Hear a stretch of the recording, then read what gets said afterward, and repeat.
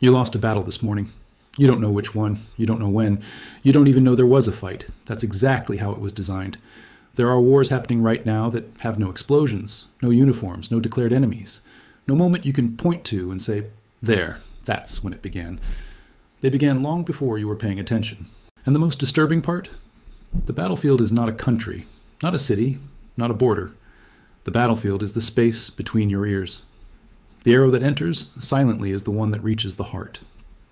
Think about the last strong opinion you held, something you believe deeply, something you would defend. Now ask yourself, where did that belief come from? Did you arrive at it through years of careful study, through lived experience, through honest questioning, or did it arrive in pieces, through a feed, through a headline, through a video that appeared exactly when you were most tired, most frustrated, most ready to agree with something, anything that made sense of what you were feeling? Because there are people, rooms full of them, funded generously, working systematically, whose only job is to answer that question before you do. To be there first, with exactly the right emotion, exactly the right framing, exactly the right enemy for you to focus on. And they are extraordinarily good at their job. The hunter who knows the animal's path does not chase. He waits. Here is what makes this war different from every conflict before it. In older wars, the goal was to control territory, land, resources. You could see what was being taken. In this war, the goal is to control something far more valuable. Consensus. Control what enough people believe simultaneously. And you control everything that follows. Elections, policies, which movements rise and which ones collapse. Which leaders become trusted and which ones become villains. Not based on what they actually do, but based on what narrative surrounds them. This has been tested, refined, perfected. Not over years, over decades. And the testing ground was not some distant population. It was you, your parents, your children. Every generation that grew up consuming information through systems they never designed, never audited, never truly understood. Now here's the part that should stop you cold. The most effective propaganda in history was never the kind people recognized as propaganda. It was the kind that felt like common sense. The kind that felt like your conclusion, arrived at naturally, independently, through your own reasoning. Except the reasoning had been pre-built. The information had been pre-selected. The emotional trigger had been pre-placed. And you walked into it the way everyone walks into a room that was prepared for them, without noticing the preparation.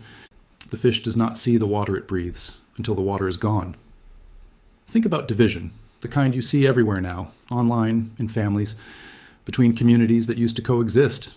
Ask yourself, who benefits from that division? Because divided people do not organize. Divided people do not ask unified questions. Divided people spend their energy arguing with each other about which side is right, while the conditions creating both sides go completely unexamined. Division is not a side effect of the information war. It is the primary objective.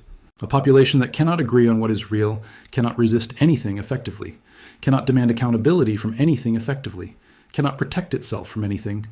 It cannot first agree is a threat. Confusion is not an accident. It is a weapon, deliberately manufactured, continuously deployed, and upgraded every time people start to adapt to the previous version. Muddy the water first, then fish at your ease. Now here is where it goes deeper than politics, deeper than information, deeper than anything a think tank or a media strategy can fully explain. Because across spiritual traditions, across the teachings that have guided humanity through its darkest chapters, there has always been a recognition that the most dangerous battles are the ones fought in the unseen realm. Not metaphorically, literally. Islamic tradition speaks of whispers, of an enemy that approaches from directions you cannot anticipate, that plants doubt in the heart the way a seed is planted in soil, quietly, invisibly, and only visible once it has already grown. The Quran does not describe this enemy as distant. It describes it as close, closer than you would be comfortable imagining. And the protection it offers is not military, not political, not technological. It is awareness, remembrance, a heart that stays awake when everything around it is engineered to put it to sleep. The one who remembers God is like a living man among the dead. That is not poetry. That is a description of exactly what is happening. Because the goal of every layer of this invisible war, the media manipulation, the engineered division, the manufactured confusion, the slow erosion of shared truth, the goal underneath all of it is the same: disconnection. Disconnect a person from their faith, and they lose their anchor. Disconnect them from their community, and they lose their strength. Disconnect them from shared truth, and they lose their ability to resist. A disconnected person is not a threat to any system. They are a resource, and the system has been very patient about creating them.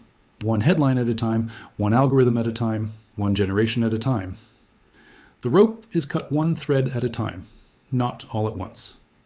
So here's the question that this moment demands. If the war is invisible, if it moves through screens and narratives and emotional triggers and engineered consensus, how do you fight something you cannot see? The answer that every tradition, every honest philosopher, every person who has ever woken up inside a manufactured reality has eventually arrived at is the same. You start by admitting that you might be inside one. Not the person next to you, not the side you disagree with, not the other generation or the other community. You, right now, shaped by forces you have never fully examined, carrying conclusions that were placed in you by hands you never shook. That admission is not weakness. It is the first act of resistance. Because a person who knows they might be deceived is the only person who cannot be completely controlled. And in a war that depends entirely on your compliance, that one thought is the most dangerous weapon you have.